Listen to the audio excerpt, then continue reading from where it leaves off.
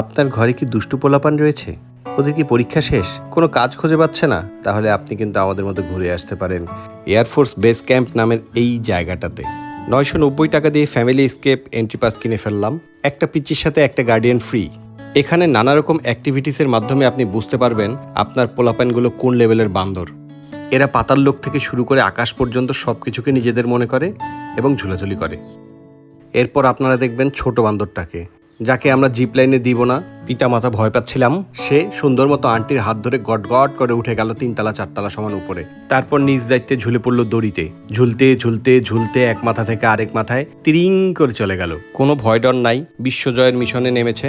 আশেপাশের লোকজন তাকিয়ে দেখছে এই শিশুটা কোন লেভেলের বান্দর। আর ওদিকে বাড়ির লোকজন আমাদের উপর ক্ষেপে সারা, কেন আমরা বাচ্চাটাকে এইভাবে ছেড়ে দিলাম। ভাইরে, এ যুগের বাচ্চারা পিতামাতার কথা শোনে? ছোট বড় একটাও শোনে না। এই অ্যাক্টিভিটিটার নাম ট্রি টপ। যদিও এটাতে কোনো গাছে উঠতে হয় না, কিন্তু অনেকগুলো চ্যালেঞ্জ পার হয়ে এ মাথা থেকে ও মাথা যেতে হয়। বান্দর বাচ্চাদের জন্য একেবারে পারফেক্ট। এতে অবশ্য একই সাথে ফিজিক্যাল অ্যাক্টিভিটি, মেন্টাল অ্যাক্টিভিটি চলতে থাকে, সিনক্রোনাইজেশনের একটা বিষয় থাকে।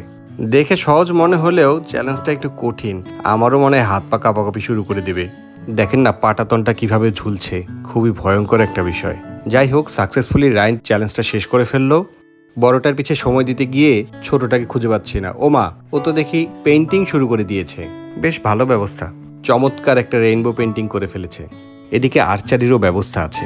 রাইন প্রথমবারের মতো তীর ছুটতে গিয়ে লক্ষ্য প্রায় ভেদ করে ফেলেছে। মন্দ না ব্যাপারটা। লেগো জোন নামে একটা জোন রয়েছে।